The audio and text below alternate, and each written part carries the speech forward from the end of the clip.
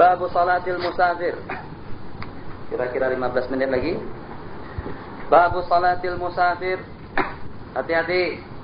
Saya tetap mengatakan tidak sah jamak kasab bagi akhwat kita yang musafir keluar daripada Mesir Kahirah tanpa mahram kalau dengan tujuannya hanya tidak lebih daripada untuk ke tempat rekreasi. Yang kalau hanya dengan tujuan tidak lebih daripada untuk melancung. Tapi kalau pergi ke tempat-tempat yang dituju untuk melaksanakan satu tugas wajib, boleh saja tanpa mahram, dan itu pendapat yang mu'tamad dari beberapa mazhab. Berdasarkan dengan dalil yang tidak membolehkan wanita musafir tanpa mahram kecuali kalau dalam rangka untuk melaksanakan tugas wajib. Jangankan seumpama ke San Katrin tanpa mahram itu dibolehkan, untuk melaksanakan ibadah haji saja kalau tidak ada mahram, menurut pendapat semuanya tidak boleh. Ziarah kubur Nabi kalau tidak ada mahram, ulama mengatakan tidak boleh. Bandingkan antara ziarah kubur Nabi dengan kita pergi ke San Katrin. Jadi idza safara, apabila dengan seseorang itu musafir fi ghairi ma'siyatin, bukan pada satu maksiat. Safaran yablughu masiratu, sampai jarak ukurannya seperti akhwat kita dari Mansurah yang datang kemari dengan tujuannya apa saja, untuk berurusan dengan pamram wajib, sebab kalau tak selesai urusannya perkuliahannya akan terhalang. Atau juga untuk berurusan dengan kedutaan, itu juga untuk kemudian tadi kita di sini, atau juga untuk mengaji. Silakan saja dengan mereka bermahram antara sesama mereka. Jarak perjalanan zahaban samaniyatan wa arba'ina milan, bukan masilan, milan, 48 mil. 1 mil sama dengan 1,8 poin sedikit. Tak tahu berapa sedikitnya itu. 1,8 ada poin lagi setelahnya. Jadi kira-kira 2 kilometer kurang 200. Itu hitungan 1 mil. Jadi kalau kita kalikan 48 mil kali 1,8, itu akan jadi kilometer. Wahwa 2 marhalah itu adalah perjalanan 2 hari 2 malam dengan perjalanan berat dengan menggunakan onta pada situ. Maka dibolehkan melaksanakan sembahyang zuhur dan asar, isya 2 rakaat kalau seandainya dilaksanakan secara tunai, atau melaksanakan sembahyang qadhaan kalau dia di qadha di waktu musafir. Saya ada sembahyang qadhaan di waktu saya di Banjarmasin. Banjarmasin itu nama ibu negeri. Sementara dengan Amunta itu nama daerah seperti dengan daerah Kulim. Jadi waktu saya di sana misalnya saya ada kewajiban sembahyang zuhur tak saya kerjakan, asar tak saya kerjakan, isya tak saya kerjakan. Terus waktu saya pergi ke Jakarta musafir, apakah boleh saya mengqadha sembahyang yang 3 tadi itu secara kasar? Tak boleh. Kenapa? Sebab itu qadhaan waktu kita bermukim. Tapi kalau Anda dari Tantoh menuju Kahirah, rencana di Kahirah hanya setakat 3 hari saja, di Kahirah ternyata Tantoh tidak cukup. Kalau dengan Anda daripada Kahirah menuju Luxor atau Aswan, jarak perjalanan 2 hari 2 malam. Yang kebetulan waktu kita transit di Skandaria atau transit di Mansurah, Anda tak sembahyang 4 fardu yang 4. Zuhur 2 kali tambah asar dengan isya. Jadi waktu Anda akan mengqadhanya di Damanhur atau di Tantoh, Anda boleh mengqadhanya secara kasar 2 rakaat. Kenapa? Sebab itu sembahyang yang kelupusan dengan kita di waktu kita sedang musafir.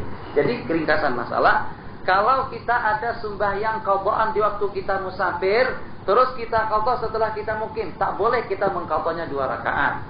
Kalau kebetulan kita ada sembahyang qadhaan di waktu kita mukim, terus kita akan mengqadhanya di waktu musafir, tak boleh juga kita mengqadhanya 2 rakaat. Yang boleh diqadha 2 rakaat, sembahyang yang ketinggalan dengan kita di waktu kita sedang musafir dan diqadha di waktu kita masih musafir. Qala aw fa'itatan fi safari faqadhaha fi safar.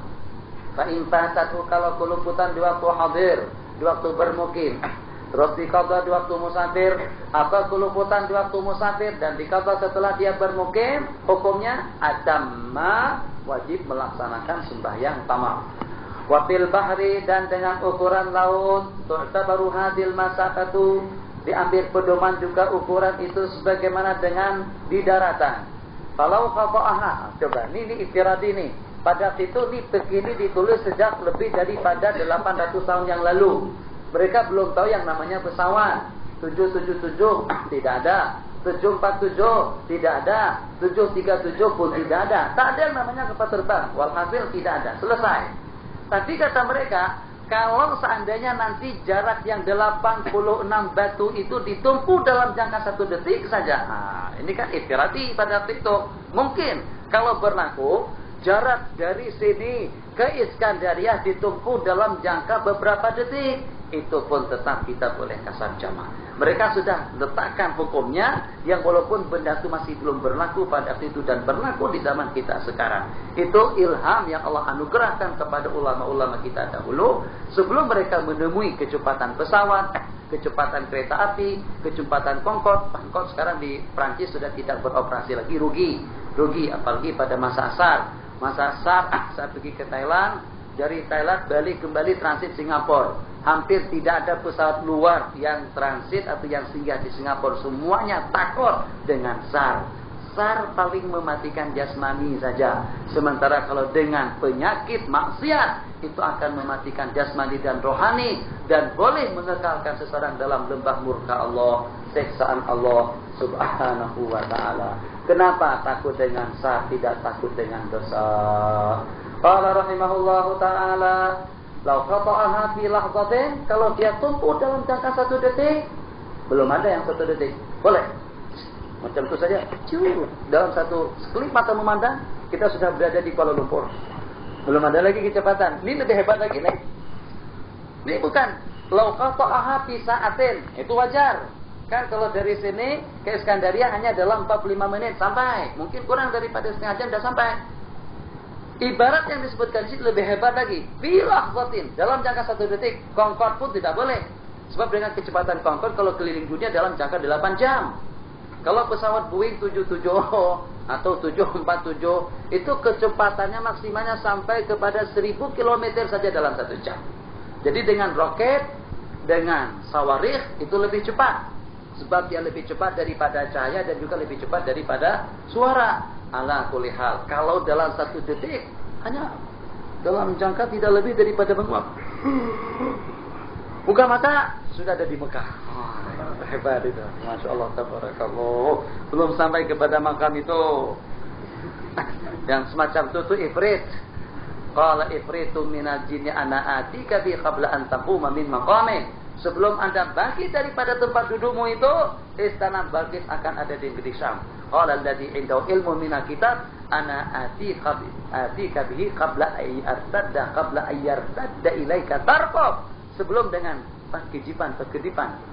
Nah, sebelum dengan mata Anda bergerak, itu ternyata akan ada di hadapanmu.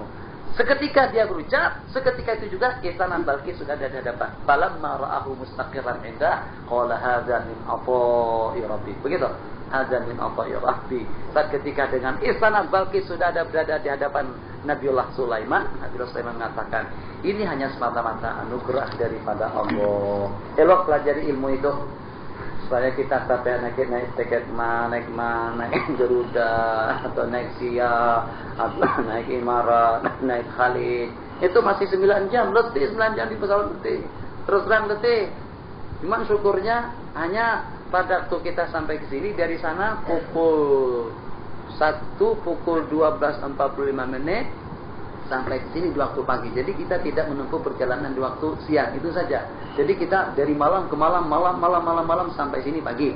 Tapi kalau waktu balik nanti dari sini pukul 12 ke pukul 1 itu dengan kita menempuh siang sampai ke sana siang lagi. Gitu. Hah? Enggak, sampai sana subuh kan? Nah, sampai sana subuh juga. Alhamdulillah. Subuh lagi. Hanya beda waktu. Qala masih belum cepat lagi, masih 8 jam 9 jam. Itu yang mau filah zatin. Jadi sampai ke Malaysia filah zatin. Kalau jadi wali Allah mungkin. Kalau jadi kekasih Allah, sebab kekasih Allah itu lebih hebat daripada Ifrit. Ifrit saja dalam jangka 2-3 menit. Macam mana kalau dengan sumpama kita menjadi wali Allah? Yang sumpama dengan Syekh Ibrahim Ibn Adham, sumpama dengan Ali Khawas, sumpama dengan Umar bin Abdul Aziz, sumpama dengan Jalaluddin Suyuti. Mereka itu yang disebut dengan ahli tahayyuz. Memang kita tidak mengerti, tapi di mana tempat yang mereka ingini, mereka akan berada di situ. Ini kejadiannya sudah dibuktikan oleh ulama-ulama kita dan juga para auliya ilahi shalihin yang pada hari ini ada di sini. Dalam detik berikutnya ternyata sudah berada di Mekah. Tapi jangan mengaku macam itu. Sembahyang memang di dalam kelambu, tak keluar-keluar daripada kelambu, akhi. Tak nampak salat subuh di mana? Oh ya akhi, imam di Masjidil Haram ya akhi. Itu penipu betul doh. Saya masih belum nampak, kita masih belum nampak dia tu min auliya ilahi salihin. Memang betul-betul tidurnya sampai subuh, dia tak bangun-bangun. Waktu ditanya katanya saya imam atau saya sembahyang di Masjidil Aqsa. Memang kita tak boleh komplain, itu masalah urusan dia. Ya betul. Tapi secara zahir dia tadi itu masih belum menunjukkan dia sampai kepada maqam yang sedemikian rupa. Walau qasada baladan. Ini masalah nih. Kalau kita mengkasab satu negeri, katakan saja dari sini menuju Kanatir, Subinkom, tak sampai 2 marhala, tanpa baru 90. Jadi kita pergi ke Subinkom. Subinkom ada 60-an, tak sampai 50, 40. Hah? Pokoknya tidak sampai. Nah, jadi kita pergi dari mana? Dari Hai Asher. Kita tak ikut jalan yang biasa tuh. Kalau kita bisa derek saja ke sana 70 km. Kita dari Asyir kita putar dulu. Jadi dengan kilometernya itu kita adjust dulu atau kita kosongkan dulu, kosong ketiga-tiganya. Jadi kita putar mau pergi ke Springcom, tapi kita mengarah ke arah Suez dulu. Pergi ke Suez dulu.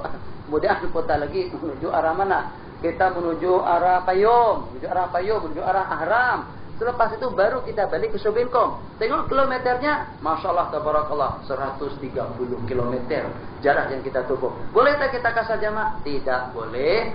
Kecuali kalau dengan jarak yang ditempuh itu ada 2 jalan. Sini Kairo, di sini Subinkom. Jalan yang direct macam ni, jalan ni rusak. Di jalan ni rusak.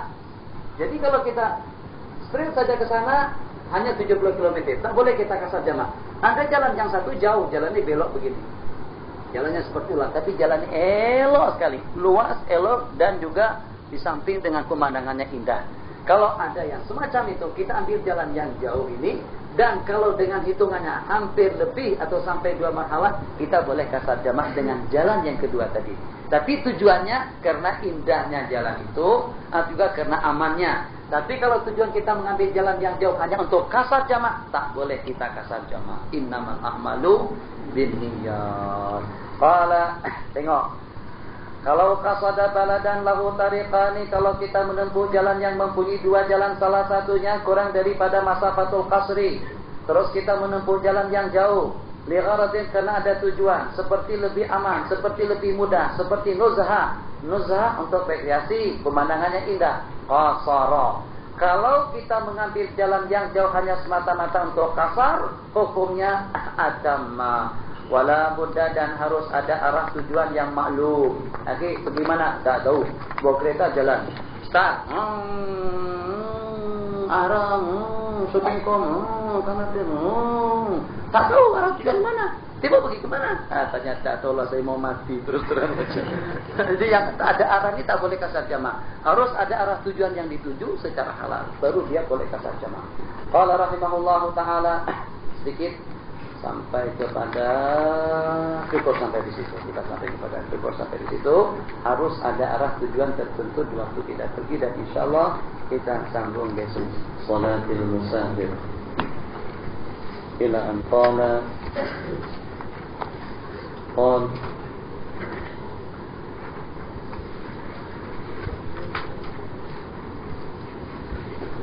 ولا بد من مقصد معلوم فلو طلب آتقا hamba sahaya yang melarikan diri daripada tuannya la ya'rifu mawdi'ahu aw safara 'abdun wa imra'atun wa jundiyun ma'a sayyidin wa zawjin wa amirin wa lam ya'rifu hadzal maqsid lam yahsul. Jadi dengan beberapa persyaratan yang disebutkan kemarin dengan pembicaraan kita atau malam tadi, pembicaraan kita berkenaan dengan perjalanan yang ditempuh tidak kurang daripada 2 marhalah. Dengan hitungan kita sekarang tidak kurang daripada 85 atau 86 km. Kemudian yang kedua, perjalanan. Untuk kita menempuh perjalanan yang kita sebutkan tadi, itu bukan dalam rangka untuk melakukan suatu perbuatan maksiat. Jadi perjalanan yang ditempuh bukan untuk melaksanakan perbuatan mungkar, tapi untuk melaksanakan perkara ibadah, atau melakukan satu perkara yang dibolehkan, atau ke tempat-tempat yang katakan saja seperti tempat-tempat rekreasi yang secara hukum tidak melarang. Yang ketiga, harus ada arah tujuan yang dituju, la budda ayyam kuna la budda min maqsidin, maksud tempat tujuan maklum. Harus ada tempat tujuan yang maklum yang kita ketahui. Kalau talaba adifan la ya'rifu mawdi'ahu, kalau kebetulan dengan seseorang menuntut hamba sahaya yang melarikan diri daripada tuannya sedangkan dia tidak tahu, atau dengan seorang hamba, dengan seorang wanita, dengan seorang jundi, prajurit, setelah mereka tadi itu dengan sayyid itu dengan hamba, zauj itu dengan imra'ah, amir itu dengan jundi. Jundi musafir dengan panglima perangnya, perempuan musafir dengan suaminya, abdul musafir dengan tenteranya atau dengan sayyid dengan tuannya. Masing-masing tidak mengetahui al-maqsid, arah tujuan mereka pergi. Hukumnya lam yaqsuru. Kenapa? Sebab tidak tahu arah tujuan. Wa in arafuhu qasaru bi syartihi, kalau seandainya mereka mengenalnya maka mereka boleh melaksanakan kasar dengan syaratnya jelas. Wal asi bi safarihi ka'adiqin wa nashizin wa nashizatin yutimu, dan dengan seseorang yang asi di perjalanannya, seseorang yang asi di perjalanannya seperti abid, dan juga seperti dengan seorang wanita nasyizah yang tidak padan, tidak patuh dengan suaminya, hukumnya yutimu. Kesimpulannya, seseorang yang musafir kena maksiat tidak boleh melakukan hukum qasar. Kemudian, in kana lil baladi sur, kalau kebetulan dengan kota yang kita tinggalkan seperti Kairo, surun mempunyai batas kota, sur pagar, sur kandang. Qasara bi mujarradi mujawazatihi, dibolehkan dengan kita kasar pada waktu kita meninggalkannya. Sawan kana kharijahu imaratun, baik terdapat bangunan setelah kandang tadi itu ataupun juga tidak. Wa illam yakun lahu surun, kalau kebetulan dia tidak ada kandang, maka dengan melintasi bangunan kesemuanya.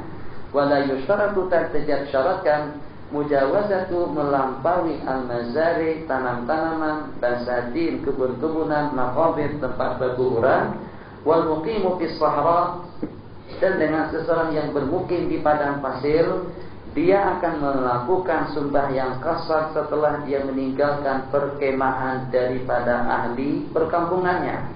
Summa idan tasafaru adama, kemudian apabila dengan masa bepergian itu telah berakhir, dia wajib melaksanakan sembahyang tamam. Wa yantahi ay safaru, dan berakhir masa perjalanan itu, satu, biwusulihi ila waqani, disebabkan karena kita sampai ke tempat tujuan kita, au biniyati iqamati arba'ati ayyamin, atau dengan niat akan bermukim 4 hari selain daripada hari masuk dan keluar, au binafsil iqamati, atau dengan beriqamah tanpa ada niat yang diniatkan. Jadi banyak permasalahan kita.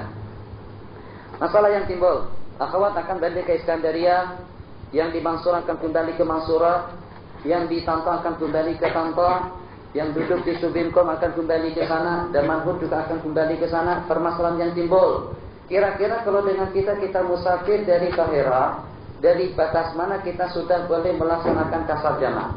Tadi ada 2 permasalahan. Masalah yang pertama, tempat yang akan kita tinggalkan, katakan saja seperti selamat jalan, selamat datang, itu disebut dengan sur. Itu disebut dengan sur. Jadi maksudnya macam mana? Maksudnya, kalau kebetulan dengan kita sudah melihat simbol, palang, lambang, pagar, tulisan yang tertulis dan yang terpampang di tepi-tepi jalan, batas kota, awal kota, akhir kota, nihayatul Madinah, bidayatul Madinah, atau juga tertulis di sana selamat datang, atau juga selamat jalan, itu maknanya dengan kita. Kalau bertulisan selamat jalan, berarti dengan kita telah meninggalkan batas kota. Kalau bertulisan selamat datang, berarti dengan kita masuk batas kota. Nah, dengan demikian, saat ketika dengan kota yang kita tinggalkan tadi itu, dengan meninggalkan sur, dengan meninggalkan pagarnya, begitu kita melangkah menuju kepada arah tujuan, kita sudah boleh kasar jamaah. Maksudnya apa? Maksudnya, boleh kita melaksanakan kasar jamaah yang walaupun sebelum kita menempuh jarak perjalanan yang cukup. Hanya masalah sekarang, Ada di kalangan daripada sahabat kita yang melaksanakan sembahyang kasar jamak di Ramses. Ramses yang pertama termasuk dalam Qalbul Qahirah, termasuk dalam pertengahan kota. Satu. Kemudian yang kedua, Ramses bukan merupakan batas kota Qahirah. Kemudian yang ketiga, letaknya bukan di penghujung daripada kota. Jadi di sana tidak ada pagar dan juga tidak ada tulisan selamat datang, selamat jalan. Dia tidak lebih daripada tempat keberangkatan kita untuk kita pergi ke muhafadzah, untuk kita pergi ke mana saja. Jadi di Qahirah, ketika kita di Qahirah, kita tidak boleh melakukan kasar jamak pada waktu kita sedang berada di Ramses. Tapi bagaimana kalau dengan di airport? Ketika dengan kita akan kembali ke tanah air, tentunya kota Qahirah yang kita tempati sekarang ini, yang walaupun tidak ada batas kotanya, yang walaupun tidak ada kandangnya, tapi dengan kita pada waktu kita sudah berada di airport, itu berarti dengan kota Qahirah sudah kita tinggalkan. Jadi saat kita berada di sana, menunggu keberangkatan kita boleh melaksanakan sembahyang secara kasar dan juga secara jamak. Jadi dengan keterangannya satu, kalau dengan tempat yang kita tinggalkan mempunyai pagar, setelah kita meninggalkan pagar tersebut atau dengan kandang tersebut, kalau ternyata tidak ada bentuk perkemahan, itu bagaimana? Dengan meninggalkan perkemahan yang terakhir. Perkemahan tidak ada, pagar tidak ada, dengan meninggalkan bangunan yang terakhir. Jadi kalau seperti di Irak lebih jelas. Di Irak bangunan terkumpul. Jadi saat ketika dengan sejumlah sekian bangunan yang ada di Qahirah, yang kalau pada waktu dengan kita sudah melintasi bangunan yang terakhir, yang walaupun hanya dengan jarak ukuran tidak lebih daripada 1 meter, salat kasar jamak sudah boleh kita laksanakan. Selesai. Ini masalah kita yang pertama. Masalah yang berikutnya, idan tahassafaru atamma. Apabila kita sudah mengakhiri perjalanan kita akan melaksanakan sembahyang tamam. Ini juga ada yang terkeliru memahami istilah di sini. Jadi apabila dengan akhwat di bawah, ikhwah di atas, dengan kita semuanya, kalau dengan antum semuanya yang datang daripada muhafadzah, yang datang daripada provinsi sana provinsi sini, wilayah sana wilayah sini, datang ke Qahirah dengan tujuan untuk bersama majelis tafakuh. Tentu dengan Anda sudah ada bayangan, kira-kira dalam jangka berapa lama majelis tafakuh akan berlanjut atau akan berlangsung. Kita sudah tahu akan berlangsung dari 12 hari bulan kemarin sampai kepada 4 hari bulan 9. Pertanyaan yang kedua, berapa lama rencana Anda akan ikut majelis tafakuh? Harus ada dalam hati kita masing-masing. Apakah kita akan habiskan sampai ke penghujung pertemuan kita? Apakah kira-kira hanya setakat 1 minggu? Apakah kira-kira hanya setakat 3-4 hari? Jadi dengan ikhwah dan akhwat yang datang kemari dengan rencana akan mengikuti pengajian tafakuh dari seminggu atau lebih, dari seminggu ke atas atau dari 4 hari ke atas, begitu Anda sampai ke Qahirah, Anda sudah tidak boleh lagi kasar jamak. Jelas. Jadi tergantung kepada niat. Kalau niat kita dari muhafadzah, niat kita dari Fayum, tak ada yang dari Fayum. Niat kita dari Mansurah, niat kita dari Iskandaria, saya ikut majlis tafakuh hanya kira-kira dalam 3 hari saja. Jadi datang kemarin hari Selasa, hari Rabu, hari ini, Kamis, besok, Jumat, lusa. Cadangan hari Sabtu akan balik. Cadangan hari Sabtu akan patah balik ke Iskandaria. Maknanya, kalau kita hitung, hari masuk Selasa, hari dia bermukim, Rabu, Kamis, Jumat. Sedangkan hari Sabtu dia sudah kembali. Jadi kalau kita hitung jumlah keberadaannya di Qahirah di sini, tidak lebih daripada 3 hari 3 malam. Sebab hari masuk tidak dihitung, hari keluar juga tidak dihitung. Dengan demikian, karena rencananya datang hari Selasa, balik hari Sabtu, dia masih boleh kasar jamak. Dan status dia dikatakan sebagai seorang musafir. Ingat, yang boleh kasar jamak kalau seseorang itu musafir. Sementara kalau kita sudah bermukim, kalau kita sudah menjadi penduduk tempatan, kalau ternyata kita dengan niat berdomisili atau untuk beriqamah selama 4 hari atau lebih, kita dari hari kedatangan kita dikatakan wasala ila maqsidih, sampai pada tempat tujuannya. Anda sudah sampai ke tempat tujuan di mana? Qahirah. Di mana Hayya Ashir? Di mana Tanta? Di mana Mansurah? Di mana Damanhur? Setelah kita sampai di tempat tujuan, kita tanyakan kembali, berapa lama rencana Anda di situ? Kalau rencana kita dari 4 hari ke atas, Anda menjadi orang yang bermukim di sana. Kalau rencana Anda kurang daripada 4 hari, Anda masih dikatakan musafir, boleh kita kasar jamak. Apa yang saya katakan salah paham? Ada dengan sebagian daripada kita, dia masih tetap juga kasar jamak sampai berakhir 4 hari yang pertama. Tidak. Kalau dia kasar jamak sampai berakhir 4 hari yang pertama, kita akan berdasarkan apa Anda kasar jamak? Kata dia berdasarkan musafir. Tidak, ada bukan musafir. Seseorang yang rencananya daripada 4 hari ke atas itu bukan musafir, itu namanya mukim.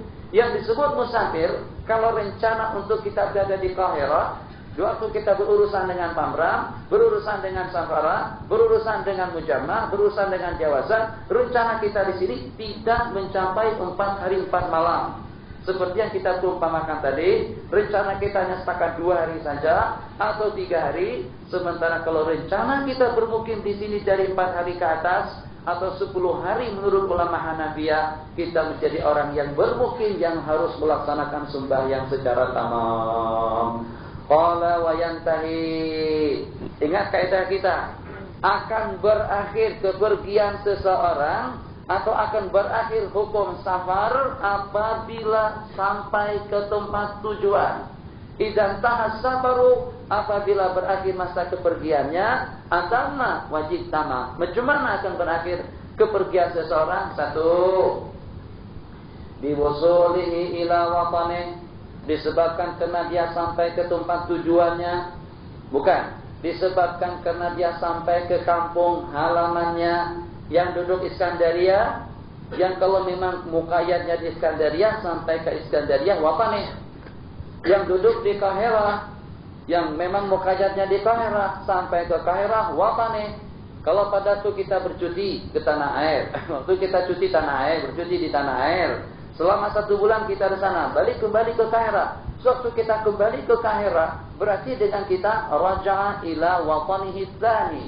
Berarti dengan kita kembali ke kampung halaman kita yang kedua. Bimujarradil wusul, begitu kita sampai kemari, kita sudah tidak dikatakan sebagai seorang musafir. 1. Jadi yang pertama sampai ke kampung halaman, terputus hukum kita musafir. Yang kedua, dengan niat bermukim 4 hari 4 malam selain daripada hari masuk dan keluar.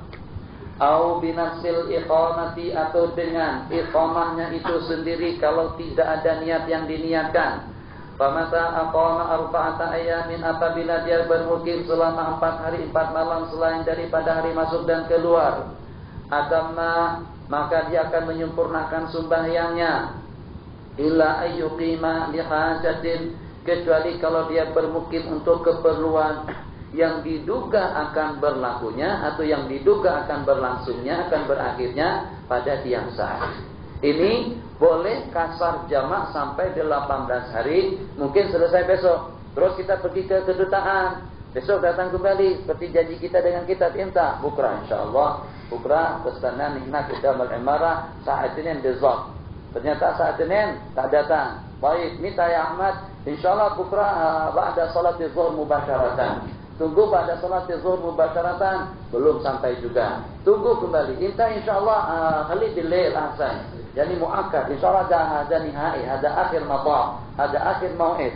Akhir mau'id akhir mau'id insyaallah saat 8 bilail, datang saat 10 tadi malam. Ala kulli hal, kalau dengan urusan kita semacam itu, jadi kita datang ke Mujamah, datang ke Jawaza, jadi kata dia insyaallah hari ini pukul 2 tengah hari. Datang ke sana ternyata ditunda lagi, besok pagi insyaallah muakkad, besok pagi akan selesai. Tertunda lagi kepada hari berikutnya, tertunda lagi pada hari berikutnya. Yang dengan kita siap untuk berangkat, pokoknya dengan penerbangan kita ada penerbangan pribadi, atau kita ada kereta, atau kita ada kendaraan. Pendek kata, bila selesai urusan kita akan pergi. Dalam keadaan seperti itu, boleh kasar jamak sampai 18 hari. Jelas?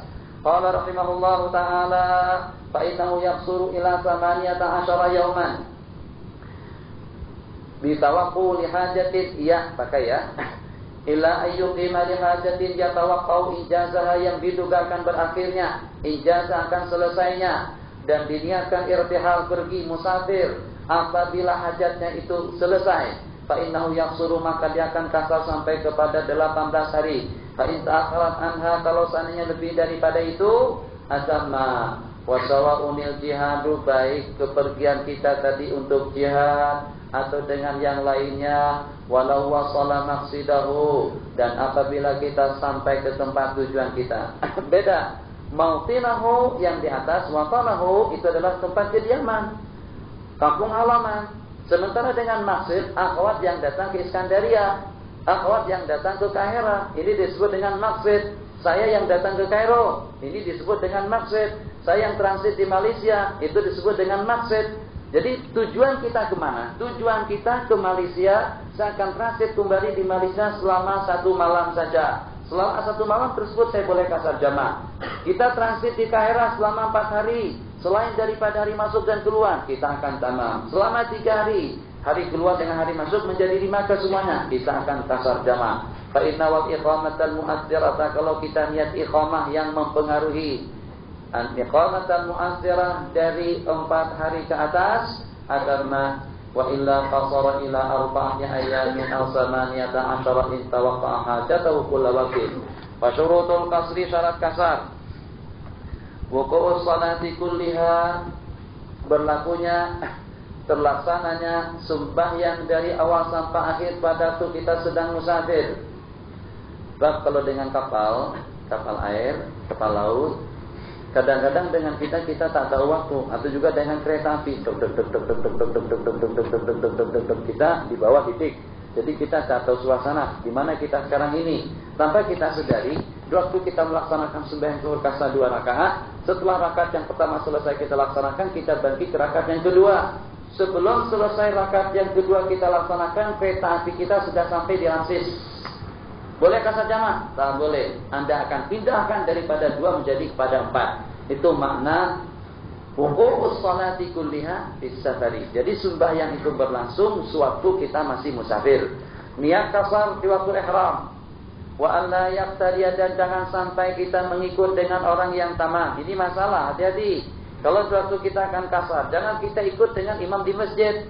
Jangan kita ikut dengan imam yang sembahyang secara berjamaah. Jadi kalau kita ingin kasar, kita akan berimam dengan teman-teman kita yang musafir, atau kita sembahyang sendirian. Ikut dengan orang yang tamam harus tamam. Falau nawal iqamata fi sholati, kalau kita niat bermukim di waktu sembahyang, atau kita timbang apakah kita niat kasar atau tidak. Summa zakara qariban annahu nawahu, kemudian kita teringat bahwasanya kita sudah meniatkannya, atau taraddada timbang hal yutimu amla, au hal imamuhu muqimun amla, atau kita timbang yang mengimami kita itu imam tempatan atau imam yang musafir juga. Kadang-kadang kita sedang di airport, kita tak tahu yang jadi imam itu siapa. Apakah dia juga musafir atau tidak lebih daripada petugas di sana, tidak lebih daripada pegawai airport. Jadi dalam keadaan seperti itu, bagaimana hukumnya? Hukumnya adam, wajib kita melaksanakan sembahyang secara tamam. Walau jahila niyata imami fanawa in kasara kasartu wa in atama atmamtu sahha, secara tarik. Tanya tak sempat. Dan juga dengan imam tak mau ditegur-tegur, makanya dia panjangkan kepala, tak mau dia tundukkan. Imam kita namanya Muhammad, katakanlah saya sendiri Allahu Akbar, kawan-kawan pun di belakang juga Allahu Akbar. Saat ketika dengan teman-teman kita risau, jadi dia tanya antara satu sama lain, Ustaz niat bagaimana? Apakah niat Ustaz kasar atau tamam atau bagaimana? Tak ada yang tahu. Tanya lagi sini, tak ada yang tahu. Terus ada yang berani menanyakan ke depan, Ustaz niatnya tadi apa? Saya pun tak peduli, saya sembahyang. Masa saya menggerakkan kepala macam itu, digerakkan macam itu pun juga apa maksudnya? Takut kalau dia salah tafsir. Pendek kata, dalam keadaan seperti itu ada cara yang memungkinkan kita kasar. Jadi niatnya macam mana? Kita katakan sengaja pun melaksanakan sembahyang zuhur kasar. Kalau imamku kasar, tamam. Kalau imamku tamam, lillahi ta'ala Allahu Akbar. Jadi kalau saya kasar, Anda ikut kasar. Kalau saya tamam, Anda pun juga ikut tamam. Dibolehkan taraddud niat yang seperti itu. Qala rahimahullahu ta'ala, wa in atamma wa yajuzul jam'u. Selesai. Jadi syarat jamak takdim akan dibicarakan, syarat jamak takhir akan menyusul. Sementara dengan syarat kita melaksanakan sembahyang kasar yang perlu kita perhatikan, satu, dengan jarak perjalanan yang cukup, harus ada arah tujuan yang dituju. arah tujuan yang dituju, dan kepergian kita bukan untuk melaksanakan perbuatan mungkar, dan jangan sampai kita mengikut kepada orang yang tamam. Kemudian niat kasar diniatkan di waktu takbir. Niat kasar diniatkan di waktu takbir. Syaratnya jangan sampai berjamaah dengan orang yang tamam. Yang kedua, harus sembahyang dikerjakan dalam masa di perjalanan. 3, harus ada arah tujuan yang dituju. 4, harus dengan jarak perjalanan yang ditempuh mencapai 2 marhalah. 5, dan kepergian kita bukan untuk melakukan satu perbuatan maksiat. Selesai. Hafal tidak hafal, tapi yang penting ingat. Ya walaupun tak ingat, tapi secara teorinya dan prakteknya tahu. Yang pada waktu kita akan melaksanakan sembahyang kasar, saya boleh kasar atau tidak? Sedangkan dengan saya sudah bermukim di sini, tak boleh.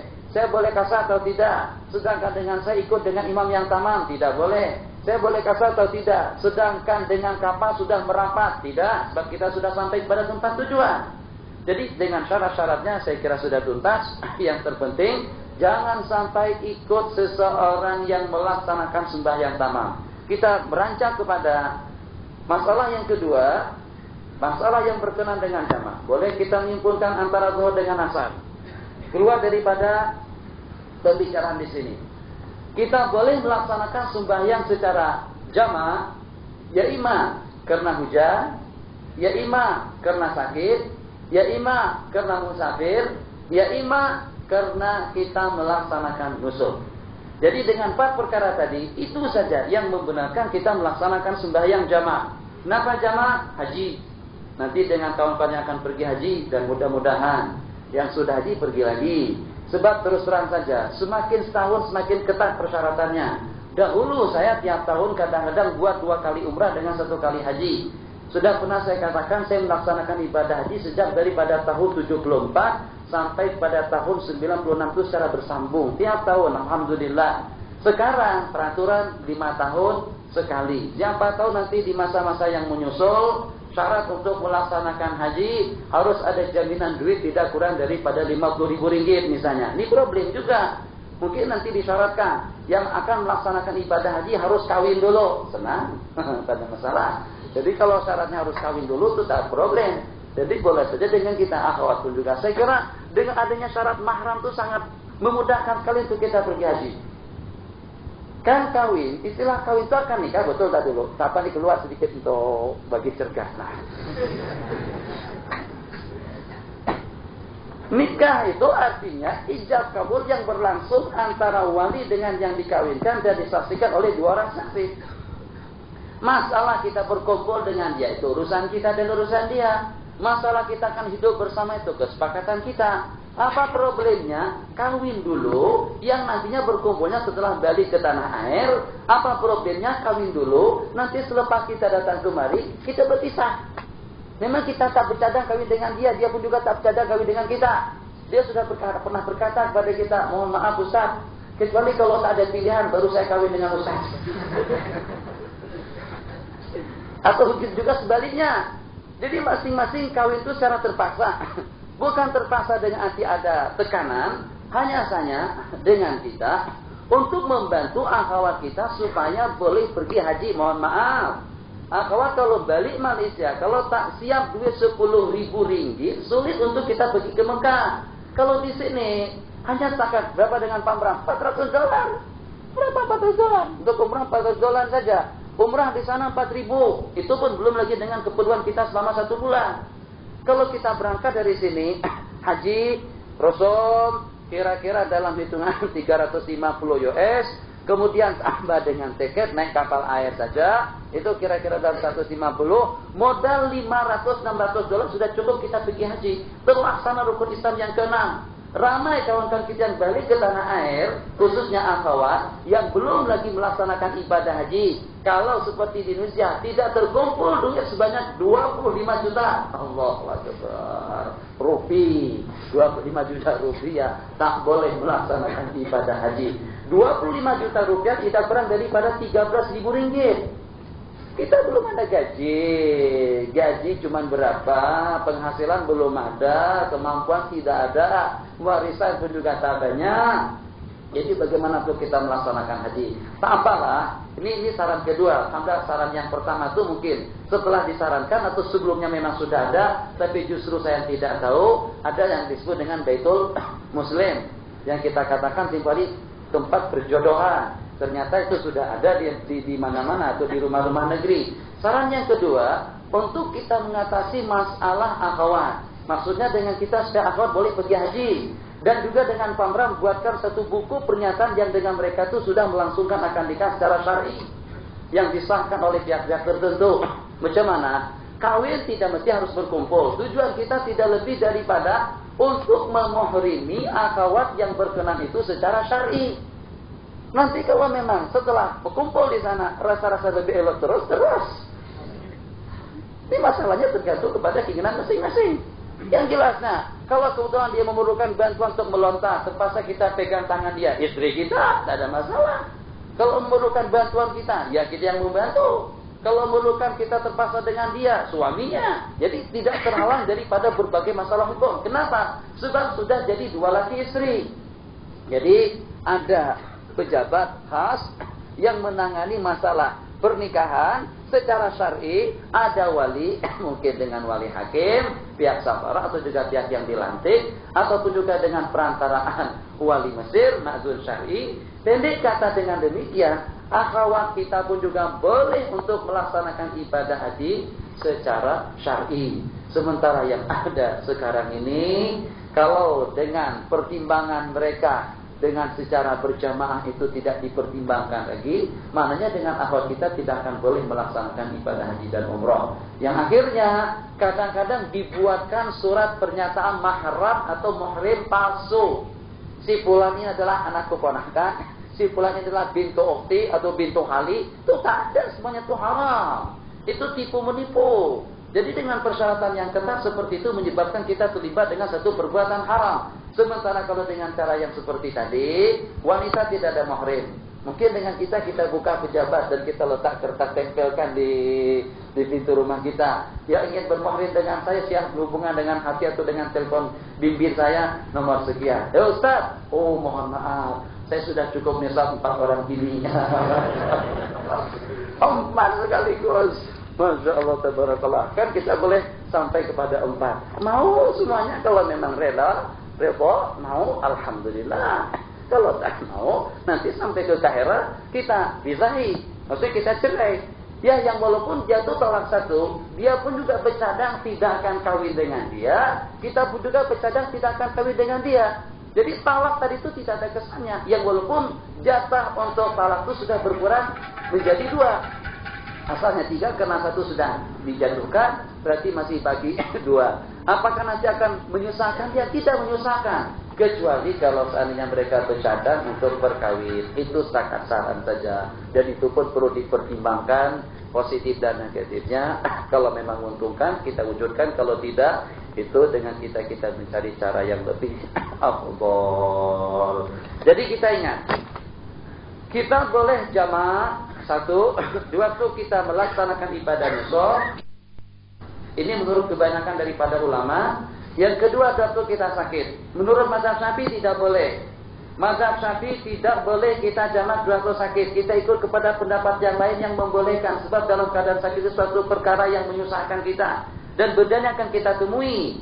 Sekarang memang betul baru 40-an, nanti 50-an, nanti 60-an, nanti 70-an, nanti tua, nanti mati. Jadi waktu kita sakit keras, sulit untuk kita melaksanakan sembahyang tepat pada waktunya. Oke, ikut pada pendapat yang mengatakan boleh jamak karena sakit. Artinya sembahyang asar kita hitungkan dengan sembahyang zuhur atau dengan jamak takhir. 3, jamak disebabkan karena hujan turun, itu pun nanti ada syarat-syaratnya. Kemudian yang keempat, jamak karena musafir. Qala rahimahullahu ta'ala, wa bainal maghribi, dibolehkan menghimpunkan antara zuhur dengan asar pada waktu salah satunya, dan antara maghrib dengan isya juga begitu pada tiap perjalanan yang kita boleh kasar. Nah, jadi ringkas saja. Jadi pembicaraan yang kita bicarakan tadi kita akan terulang kembali. Pada jarak perjalanan yang kita boleh kasar. 1, perjalanan 2 marhalah. Tidak ada tujuan untuk berbuat maksiat dengan arah tujuan yang tertentu.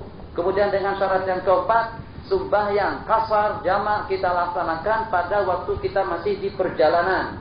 Qala fa in kana nazilan fi waqtil ula fataqdimu afdalu. Pertanyaan timbul, mana yang lebih afdal? Apakah afdal kita melaksanakan di permulaan waktu atau lebih afdal kita mengerjakan sembahyang pada waktu yang kedua jamak takhir? Jawabannya, kalau kebetulan pada waktu Anda sedang berada di airport, yang rencana Anda akan terbang menuju Jeddah, kebetulan Anda berada di airport pada waktu maghrib masuk. Kalau begitu, jamak takdim lebih afdal. Kalau kebetulan dengan kita berada di airport kira-kira pada pukul 5.30. Untuk menjelang waktu maghrib masih ada 1 jam setengah lagi. Kalau kita terbang pada pukul 6.30 nanti atau pada pukul 7, maknanya kita akan sampai di tempat tujuan kita Istanbul pada pukul 10 malam. Jamak takhir lebih afdal. Jadi tergantung dengan masa pemberhentian kita. Kita dari sini menuju Luxor, terus kita transit di Tamtok, berarti sekitar setengah jam. Kalau kebetulan waktu kita di Tamtok, waktu sembahyang zuhur sudah masuk, yang afdal kita jamak takdim di situ. Kalau kebetulan waktu kita makan di Mansurah, perjalanan kita menuju Luxor, ternyata dengan waktu maghrib masih ada setengah jam lagi, afdalnya kita melaksanakan jamak takhir, menangguhkan maghrib ke waktu isya. Itu makna in kana nazilan fil waqtil ula fataqdimu afdalu wa in kana sa'iran. Kalau kita masih di perjalanan, maka jamak takhir lebih afdal. Jadi jangan terlalu ta'assub. Maksudnya jangan fanatik. Kita sekarang sedang di perjalanan. Kan kita ada rais, kita ada ketua. Jadi siapa yang akan mengaturkan? Siapa yang kita lantik sebagai imam? Siapa yang kita lantik sebagai amir? Istilah amir itu bukan miliknya jamaah tabligh. Istilah amir bukan miliknya jamaah khuruj. Bisa bilang tidak. Istilah amir itu adalah daripada hadis Rasulullah. Nabi kita bersabda dalam sebuah hadis, "Idza kuntum salasa," apabila kamu 3 orang, hendaklah kamu melantik, menunjuk salah seorang kamu untuk menjadi amir di perjalanan. Jadi kita berikan mandat, kita berikan tauliah kepada teman kita tadi itu dengan saranannya, dengan ideanya. Dia kata kita sembahyang di sini, di situ kita sembahyang. Dia kata kita makan roti canai, ya kita dengan canai. Dia kata kita makan full saja malam hari ini, ya full saja pada malam hari ini. Tapi kita akan melantik orang yang memang berpengalaman. Kita akan amanahkan segala-galanya kepada orang yang tahu tentang selok belok atau selok belok. Selok belok. Hah? Selok belok. Belok itu belok kona. Nah, jadi yang memang ada pengalaman, latar belakang perjalanan itu dia tahu. Jangan dengan yang menjadi ketua perjalanan justru tidak tahu jalan. Kemana kita pergi? Kita tanya, kita senang di mana? Itu terpulang kepada antum lah. Enggak, dia amir. Amir buat keputusan. Tapi dalam waktu yang sama tidak diktator. Degloklah kalau dia meminta sarana atau pendapat daripada kita. Ala kulli hal, nanti kita katakan lantik seorang amir yang kita patuhi, yang kita taati. Nah, yang saya masukkan, sekarang kita di perjalanan. Kereta api. Jadi waktu kita di perjalanan, azan maghrib dikumandangkan pada waktu kita sedang berada di Sahara. Perjalanan antara Tanta dengan Iskandaria.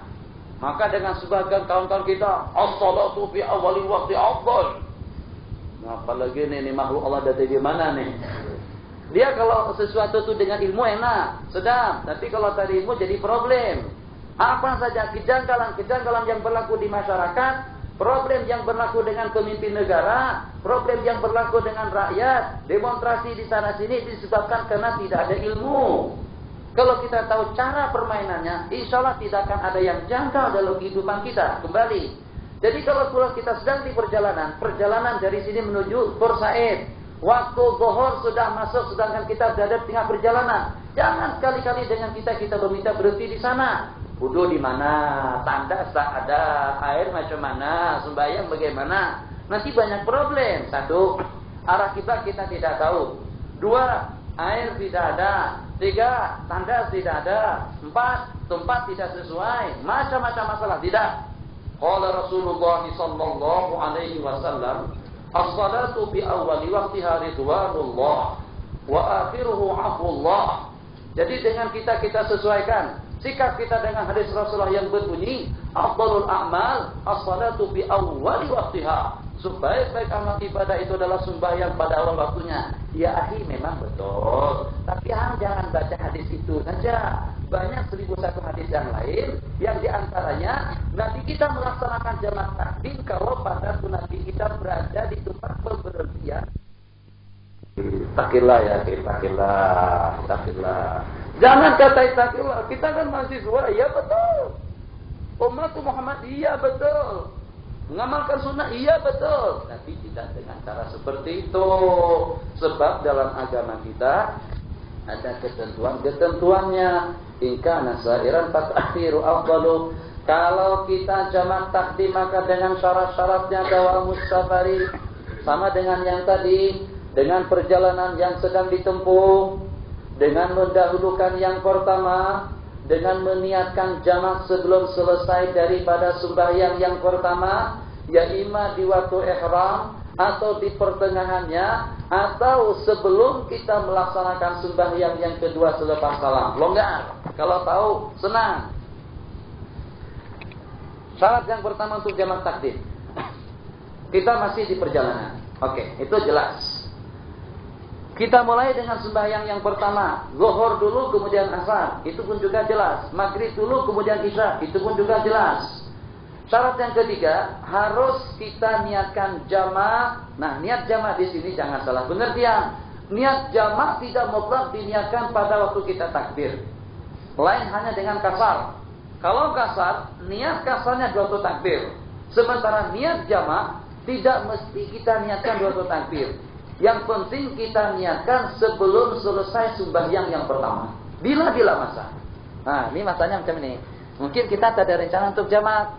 Nampak kelihatan pun juga tak terlalu letih. Santai saja kita, relax saja dalam perjalanan kita. Tanpa jamak pun juga tidak ada masalah. Akan tetapi, waktu kita sembahyang kita menghayal. Datang syaitan, kata syaitan, lo jangan.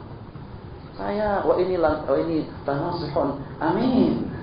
Inilah nasihun, amin. Aku adalah seorang penasihat yang jujur. Saya walaupun tidak faqih, tapi dalam waktu yang sama saya tahu. Sebab dahulu dengan kawan-kawan kamu semuanya jamak takdim di sini. Kenapa kamu tidak jamak takdim? Jadi kalau kebetulan di waktu kita takbir, kita tidak ada niat jamak. Niat jamak itu terlintas di dalam hati kita di saat kita sedang sembahyang. Di rakaat yang kedua, di rakaat yang pertama, di waktu kita sedang tasyahud, terlintas dalam hati, aku akan melaksanakan jamak takdim. Boleh niat jamak takdim fi asna'is shalah. Jadi 3 keterangan atau 4 dalam mazhab Syafi'i, niat jamak takdim boleh diniatkan di waktu kita takbir. Boleh juga diniatkan sebelum kita salam. Boleh juga diniatkan di waktu kita sedang salam. Boleh juga diniatkan selepas kita salam. Dan sebelum kita melaksanakan sembahyang yang kedua. Dan ini lemah. Pendapat yang mu'tamad, niat jamak takdim itu diniatkan sebelum kita mengakhiri sembahyang yang pertama. Dengan syarat tidak memisahkan antara keduanya. Fa'in farwata yasiran lam yadur. Takat hanya dengan qomat, tidak mengapa. Hanya sekedar untuk tayamum, tidak mengapa. Hanya sekedar untuk minum, tidak ada masalah. Hanya sekedar dengan zikir yang pendek pun juga boleh. Yang tak boleh, Assalamualaikum warahmatullahi. Assalamualaikum warahmatullahi. Assalamualaikum warahmatullahi wabarakatuh. Setelah sembahyang sunat kita ada bayat. Pernah ikut jemaah? Ada bayat. 13 buah hadis dari kitab Riyadhus Shalihin. Selepas itu baru dengan mereka ingin melaksanakan sembahyang jamak takdim, tak boleh. Kenapa? Sebab syarat jamak takdim jangan sampai terdapat pemisah antara yang pertama dengan yang kedua.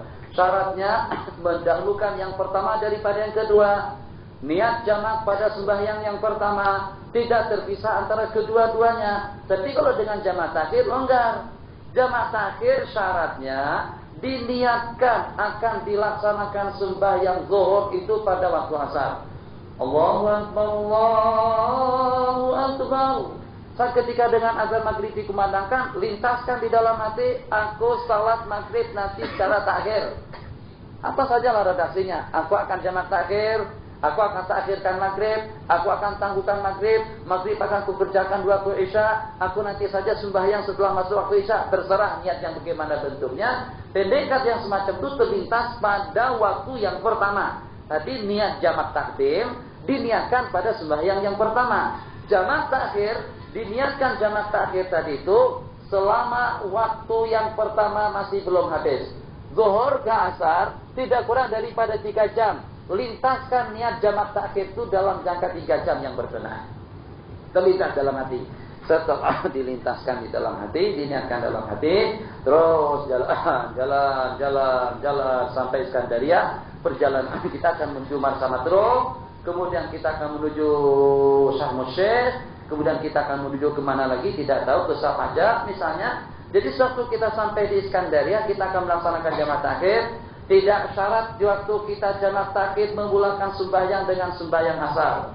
Boleh zuhur kemudian asar, boleh asar kemudian zuhur. Satu. Dan boleh selepas kita sembahyang yang pertama kita makan. Jadi setelah selesai makan sembahyang, Assalamualaikum warahmatullahi. Kawan-kawan, rasanya sudah letih kita, perjalanan kita agak jauh, kita makan dulu lah. Jadi nanti kita sembahyang yang kedua itu as-salatu ba'dal akil. As-salatu ba'da makan. Jadi oke, kata kawan-kawan tidak ada masalah. Cemana? Boleh, silakan saja. Makan dulu. Makan, habis 1 pinggan, 2 pinggan, tambah lagi sampai habis sama sekali. Bersih. Tak perlu dibasuh lagi cawan-cawannya, piring mempiring, pinggan, tak perlu dibasuh, tetap bersih. Ini ala sunnah semuanya. Oke, bagus sekali. Selepas itu qamat Allahu Akbar untuk kita melaksanakan sembahyang yang kedua. Ini untuk jamak takhir. Qala rahimahullahu taala, fayuqtabaru lil mutayammimi talabun khafifun. Dimaafkan bagi orang yang bertayamum mencari air dalam jangka waktu yang pendek. In qaddamat tsaniyata, kalau kita dahulukan yang kedua maka hukumnya batil. Wa in aqama qabla syuru'i fi tsaniyati, dan kalau kita bermukim sebelum kita memulai sembahyang yang kedua, atau dengan tidak meniatkan jamak pada sembahyang yang pertama, atau memisahkannya dalam jangka banyak, wajib kita mentakhirkan yang kedua kepada waktunya. Pada waktunya. Pertanyaan timbul.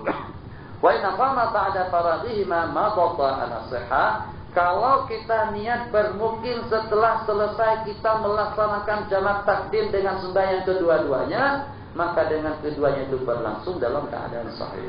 Apa maksudnya? Kita akan pergi ke Sharm el-Sheikh. Transit sekejap untuk sembahyang jamak takdim di Iskandaria. Berarti di sana tepat pada pukul 1.30 tengah hari. Kesepakatan bersama kita akan melaksanakan sembahyang jamak. Setelah selesai sembahyang yang pertama kita laksanakan, terus terlintas di dalam hati kita dan keputusan kita putuskan, kita akan bermukim di Iskandaria selama 1 minggu. Tak boleh kita melaksanakan sembahyang asar pada waktu itu. Kenapa? Sebab as-safar sudah terputus. Tapi bagaimana kalau kebetulan pukul 1.30 kita sedang berada di Iskandaria? Keputusan kita bersama, kita akan melaksanakan sembahyang jamak takdim. Selesai zuhur dengan kasarnya 2 rakaat, zuhur selesai, asar selesai pada pukul 2. Selepas kita makan ikan di tepi pantai, sedap sekali. Ya Allah, tidak sah ke Iskandaria kalau tidak makan di tepi pantai. Tapi sah saja pergi ke Iskandaria kalau tidak bertelanjang, itu sah saja. Jadi ada sebagian kalau ke Iskandaria tak mandi tepi pantai itu rasa-rasa tidak sah ke Iskandaria. Itu tidak ada syarat itu. Yang ada syaratnya itu kalau tak makan ikan Iskandaria itu yang tidak sah. Kalau setakat tak mandi itu sah betul. Tak mesti dengan kita kalau memang mau mandi juga pakai celana panjang lah, la kulli hal. Sebab kan tepi jalan itu masya Allah pemandangan cukup indah sekali. Dzalika min ayati rabbik. Dzalika min fadli rabbi. Wa may yattaqillaha yaj'al lahu makhraja wa yarzuqhu min haitsu la yahtasib. Jadi ada dengan sebahagian yang memanjangkan kedua belah matanya memandang, tengok sana tengok sini, sebab kata dia itu adalah rezeki Allah yang tanpa ada bayaran. Rezeki Allah itu terpajangkan di tepi-tepi jalan yang meniara, yang bertelantar. Itu kalau di Kaira sulit cari yang semacam itu. Sementara kalau di tepi-tepi pantai Iskandaria, khususnya di musim-musim panas seperti sekarang, jalan saja pergi ke Muntazah. Pergi ke Muntazah, pergi yang satu tuh. Muntazah? Ada kita tuh? Hah? Muntazah dengan makmurah. Dengan makmurah. Atau bukan muntazah dengan makmurah saja. Sepanjang jalan daripada Sidi Abbas Al-Mursi, tepi jalan sampai ke dekat Muntazah. Kalau mau tengok saja sebelah kiri, Masya Allah, tabarakallah, dengan pemandangannya, dengan 1001 macam bentuk manusia, laki perempuan laksana binatang. Yang mau kita katakan, binatang saja tidak dia buka aurat. Kambing bujur betul saja bajunya satu. Kambing tak ada baju gantian, tak ada. Ada tak dengan kambing baju dari Amerika, dari Jepun, dari Thailand, dari mana-mana. Betul kata kambing, saya ini makhluk Allah yang begini bentuk saya, tapi dengan saya tidak pernah melakukan benda-benda yang porno. Betul, saya kalau kawin pun tidak nikah sebelumnya. Akan tapi dengan saya tak mau telanjang di tepi-tepi jalan. Kambing tadi yang buat semacam itu. Manusia yang memakan kambing akan komplain. Sudah pernah saya katakan semacam itu. Kambing kita tak mau disembelih, lembu kita tak mau disembelih. Sebab dia merasa keberatan kalau dengan dagingnya itu dimakan oleh manusia yang telanjang di tepi-tepi jalan. Ada tak manusia yang semacam itu? Ustaz, kalau contoh tak boleh pergi ke Skandaria. Siapa yang bilang? Boleh pergi ke Skandaria, tapi dalam waktu yang sama wajib memajamkan dah. Jadi kita kata lakal ula wa alaika tsaniya. Kalau terpandang untuk kali pertama saja boleh. Yang penting jangan diteruskan. Tengok yang telanjang, alihkan pandangan kita. Oke. Tapi tengok yang telanjang terus ke kali sana, nah itu masalah. Itu resiko sendiri. Jadi adanya yang semacam itu bukan menghalang kita. Justru kalau kita boleh pergi Iskandaria dengan menundukkan mata, wal yaghdudna min absarihim wa yahfazu wujahun, dengan ayat yang memerintahkan kita untuk ghadul basar, untuk kita menundukkan pandangan. Justru kalau kita sanggup untuk kita berbuat demikian, dengan pahalanya tentu akan lebih besar. Tapi dalam waktu yang sama, kalau tidak sanggup, itu adalah resiko kita. Kembali, qala rahimahullahu ta'ala, setelah kita makan minum di tepi pantai, sembahyang zuhur dengan asar sudah selesai kita laksanakan. In aqama ba'da faratihimah, simbang dengan kawan-kawan kita. Jadi kata si ini, udahlah Ustaz, lebelok kita mungkin sini saja. Rasanya nikmat sungguh kalau macam ni, dengan udaranya, dengan pemandangannya, dengan makanannya. Kan dari Marsa Matruh itu, atau daripada Sidi Bishir, Sidi Abbas Al-Mursi sampai ke Muntazah, itu kalau dengan bangunan yang di dekat Mahathar Ramal, itu satu malamnya 10 ringgit. Itu murah, 10 ringgit, 15 ringgit, murah itu. Angin bebas. Daripada kita masuk ke dalam dengan bangunan yang agak lebih mewah, satu malamnya kadang-kadang sampai 100 ringgit. Yang penting udaranya itu udara yang sehat.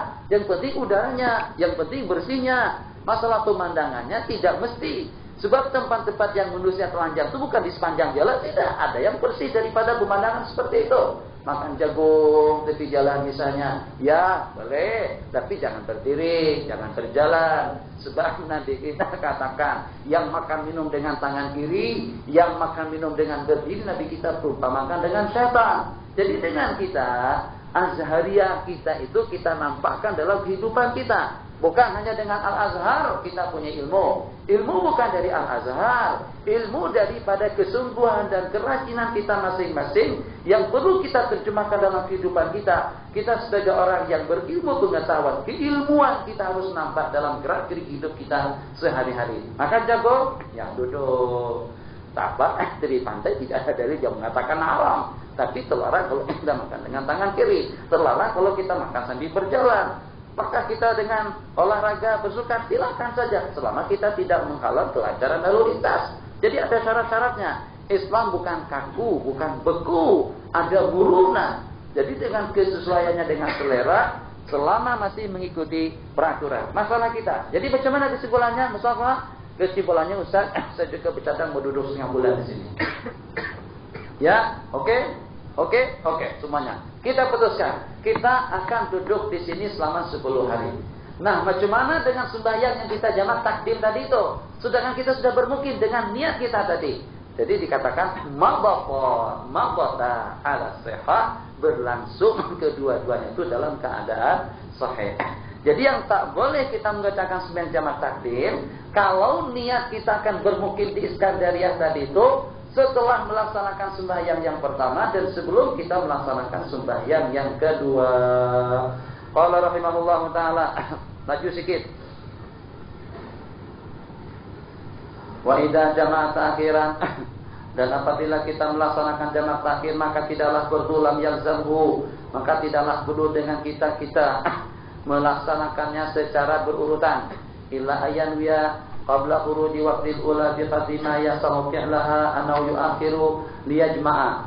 Illa ayan wiya qabla khuruji waqtil ula, tidak ada yang dilazimkan, tidak ada yang diwajibkan daripada perkara di atas. Dimulai dengan yang pertama, tidak perlu. Jangan sampai terpisah antara keduanya, tidak perlu. Hanya yang perlu niat jamak takhir sebelum keluar waktu yang pertama, biqadri ma yasau fi'laha, dengan hitungan waktu yang cukup untuk dia melaksanakannya. Untuk kita melaksanakan sembahyang fardhu zuhur itu memerlukan waktu tidak kurang daripada 10 menit. Kalau sebelum sampai kepada penghujung waktu zuhur, kalau masih ada 10 menit ke atas, terus kita niat jamak takhir, itu sudah memadai. Apa yang diniatkan? Annahu yu'akhir liyajma'. Dia niat takhir untuk mengumpulkannya di waktu yang kedua. Fa'illam yanfi, kalau kita tidak niatkan, kita akan berdosa. Sembahyang kita itu akan menjadi qadha. Wa yundabu tartibu, dan sunatkan tartib. Apa artinya? Sewaktu kita melaksanakan sembahyang jamak takhir, kita mulai dengan zuhur, kemudian asar. Ada dua pendapat. Masing-masing pendapat punya alasan. Pendapat yang mengatakan asar dulu, kemudian zuhur. Pendapat yang mengatakan zuhur dulu, kemudian asar. Coba kita analisa apa alasannya. Sakat tuh mengamat saja. Ini. Kita mulai asar, kemudian zuhur. Apa alasannya? Karena waktu asar. Kita mulai zuhur, kemudian asar. Apa alasannya? Karena tertib waktu. Jadi masing-masing ada alasan. Jadi pendapat yang mengatakan afdal kita sembahyang zuhur dulu, kemudian asar. Sebab urutan sembahyang itu zuhur baru asar. Zuhur lebih awal maksudnya daripada asar. Pendapat yang mengatakan kita mulai dengan sembahyang asar dulu, kemudian zuhur. Sebab yang punya waktu adalah asar. Zuhur mengikut. Dengan demikian sahibul waktu aula, yang punya waktu adalah sembahyang asar. Qala rahimahullahu taala. Selesai. Sekarang jamak takdim, takhir tak boleh. Jamak takdim karena hujan. Jadi kalau kita tengok jamak takdim karena musafir, jamak takdim karena haji, nanti dalam bab manasik insyaallah kita akan baca manasik hari ini insyaallah. Kecuali kalau ada uzur yang tak boleh dielakkan. Insyaallah tidak ada uzur. Jadi asal kita akan baca kawaid, dan ini kita sudahi sampai pengajian kita nanti dalam setengah jam lagi sudah selesai. Besok kita sambung kembali, tidak lagi 3 kali. Malam kita baca manasik. Malam kita baca manasik, kitab Taufiqul Bari. Tapi jangan terkejut karena tengok kitabnya besar. Ustaz bila selesai itu selesai. Jangan, tenang saja nanti insyaallah selesai. Jangan tanya bila selesai. Kalau kita laju, saya boleh laju. Saya buat kecepatan yang dalam 1000 kilometer dalam 1 jam, entah saya boleh ikut, akan jauh ketinggalan di belakang. Jadi kita ya selesai itu target kita. Tapi paham pun juga lebih aula daripada segala-galanya. Saya terus terang, yang walaupun membaca kitab fikih banyak, tapi belajar fikih yang secara detail, yang secara teliti, saya mau paham dengan tiap usul yang dikatakan itu justru pada tuh membaca kitab Minhajul Talibin dengan kitab Umdatus Salik. Kitab Umdatus Salik ini saya baca, dan bukan saya yang meminta, Syekh Ismail Usman Zain yang menyarankan. Pada waktu kami berziarah ke Madinah, saya senantiasa pergi dengan beliau, pergi ke Madinah pada tiap hari Kamis. Jadi selepas pengajian petang, selepas pengajian malam, berangkat tolak pergi ke Madinah, nanti bermalam di Madinah. Sebelum sampai ke Madinah, bermalam di tengah jalan ada tempat namanya Musaijib. Di situ dikatakan tempat tumpuan sejumlah tidak kurang daripada 70 orang Nabi, tempat kunjungan 70 orang Nabi yang masing-masing berihram di sana. Dikatakan tempat mubarak. Saya pernah tidur di situ. Jadi setelah selesai salat subuh baru kita masuk ke Madinah. Dan biasanya kalau masuk hotel dari pagi itu tidak dihitung, itu ala di sana. Jadi daripada pagi nanti sampai kepada pukul 2 petang, dengan perputaran waktu sampai kepada pukul 2 hari berikutnya, itu baru dihitung 1 hari. Ala kulli hal, pada waktu itu diajak beliau pergi ke Maktabah As-Salafiyah, beliau tarik beberapa nuskah kitab Umdatus Shalik dan beliau suruh saya membaca kitab tersebut di belakang Ar-Raudhatus Syarifah di samping kubah Nabi. Jadi kitab itu saya mulai dengan beliau di situ, beliau yang menyuruh saya membaca, saya baca, yang sehingga berkelanjutan, berterusan terus sampai saya jadi mukrinya, mukri khas dengan arti kalau saya tak datang ke tempat pengajian, kitab itu tidak akan dibaca sampai selesai setelah beberapa bulan berikutnya. Jadi kitab-kitab yang lain seumpama Tuhfah. Saya belajar Tuhfah pada tahun 75 itu terus terang saja tidak mengerti. Kitab Tuhfatul Muhtad itu ada 10 jilid besar. Sebab pada itu dengan saya, kekurangan kita dengan bahasa Arab. Saya sudah 2 sanawi di Indonesia, pergi ke Mekah pada tahun 74, kembali ke belakang, mundur ke belakang daripada 2 sanawi kepada 4 ibtidaiyah. Kenapa? Sebab tak tahu bahasa Arab, tak pernah baca nahwu, jurumiyah tidak pernah, matandina tidak pernah, kailani tidak pernah, semuanya tidak pernah. Alhamdulillah. Yang walaupun di segi itu saya ketinggalan, dengan abang saya bernama Sudianur, nama beliau Sudianur, nama saya sudah dirubah. Jadi pada waktu itu, yang walaupun kami di segi Arab ketinggalan, tapi di segi akademik alhamdulillah. Jadi dengan matematika apa segala macam kami lebih hebat daripada orang Arab, yang sehingga orang Arab berikan kepercayaan kepada kita. Jadi kalau untuk ilmu hisab, ilmu jabar, ilmu ukur apa istilahnya itu semuanya masya Allah tabarakallah. Jadi suatu benda yang cukup berkesan dalam hidup saya. Waktu saya meninggalkan Indonesia sebelum hijrah ke Mekah pada tahun 74, pada masa peperiksaan pertengahan tahun, betul istilahnya, pada masa peperiksaan pertengahan tahun. Itu apa keterangan yang disebut dengan Kasyfud Darajat? Ada yang beberapa lembaran yang membuktikan hasil peperiksaan kita diserahkan kepada wali murid atau diserahkan kepada waris. Itu saya tengok suatu saya di sana disebut dengan raport atau dengan raport disebut dengan bahasa di sana. Itu suatu diserahkan kepada saya, yang merah-merahnya lebih banyak. Tahu yang merah-merahnya lebih banyak, yang hitam itu sedikit sungguh. Yang hitam itu mustakat 6 saja. Tapi kalau yang merah-merahnya 4, 3, 5, Allahu Akbar. Kalau ada dengan yang darajahnya semacam itu menunjukkan dengan masa depan yang cerah. Itu optimisnya. Jadi yang hitam-hitam itu tak tujuh, yang hitam-hitam itu akan cerah. Kenapa? Hitam itu gelap. Yang merah-merah itu cerah. Alhamdulillah. Tapi jangan ikut falsafah saya.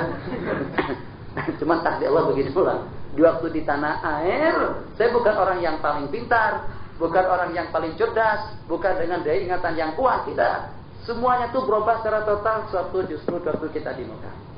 Setelah kita duduk ngaji dengan tu guru, dengan Syekh Hasan Masyad, yang walaupun tidak belajar secara langsung sebab kita sudah tidak mengajar lagi, hanya ikuti majlis-majlis pengajian tertentu, majlis-majlis haflah, Maulidar Rasul, Isra Mi'raj, Syekh Ismail Rusmantin.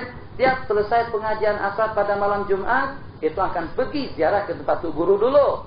Ziarah ke sana tak lebih daripada duduk darwish, simbang-simbang saja dengan tu guru, Syekh Hasan Masyad, Syekhul Jami. Jadi ulama atau tu guru kepada ulama semuanya pada itu. Termasuk ulama yang sangat berpengaruh. Beliau yang menyarankan agar Syekh Muhammad Alwi Maliki mengambil alih tempat orang tua beliau setelah meninggal. Tadinya Syekh Muhammad itu diantara daripada orang yang paling nakal di Mekah. Nakal, Syekh Muhammad nakal. Sebelum dengan tulisan yang 60 lebih daripada 60-an. Pesantren beliau, pondok beliau di Indonesia, menurut riwayat yang saya pernah dengar, itu tak kurang daripada 60 buah pondok.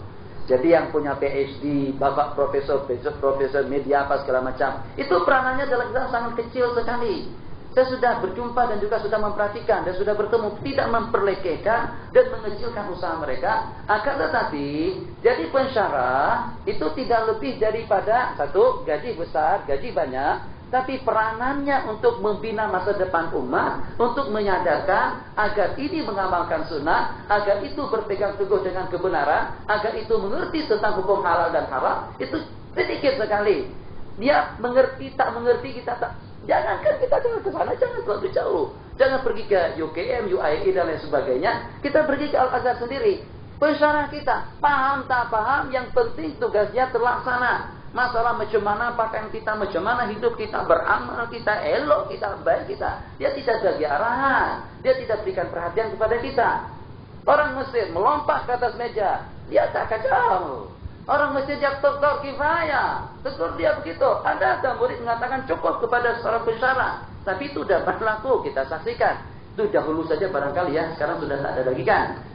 Pas ada lagi, teruk lagi. Dokter sedang bersyarah, ya dokter kifayah. Ini suatu benda yang kurang ajar. Kalau sampai dengan seorang mahasiswa menyekat kajian atau saran daripada seorang tu guru. Tapi tu guru, dia pun juga pada waktu dia belajar semacam itu juga. Dia tak boleh sekat yang seperti itu. Sebab dia juga tidak mengamalkan. Dia hanya setakat menyampaikan tugas. Ya ulad, ada muhim jiddan. Khalibalkom. Ada itlaq fil imtihan ba'dan. Khalibalkom. At-ta'rif, rakizu ala ta'rif. Muhim jiddan. Muhtarazatut ta'rif. Jadi min safha 180 khalibalak 180 hatta 195. Ihtimal kabir as-su'al al-awwal yatla min hadzal mawdu'. Itu saja. Jadi kita kata, doktor, احنا مش فاهمين. لا مش مهم، المهم تقرا، المهم تحفظوا بقى. هذا شغلكم. apa شغلكم. Jadi kamu terima gaji banyak tuh untuk apa saja? Untuk apa saja? Mana peranan kita untuk kita membina umat? Mana peranan kita untuk kita menyadarkan umat? Mana peranan kita untuk kita mengemaskan sunnah? Mana peranan kita untuk kita mengamalkan hadis? Tidak ada sama sekali. Gaji tinggi, tapi rasa tanggung jawab dengan ilmu sangat minim, sangat sedikit sekali. Ini yang saya perhatikan di sana sini. Perlu kita dengan TETA, perlu Anda dengan BI, dengan MI, dengan PhD dan lain sebagainya. Tapi dalam waktu yang sama, jangan sampai karena TETA, jangan sampai karena dengan PhD-nya sanggup menghanyutkan dan melarutkan beban amanah dan tanggung jawab kita terhadap keselamatan umat.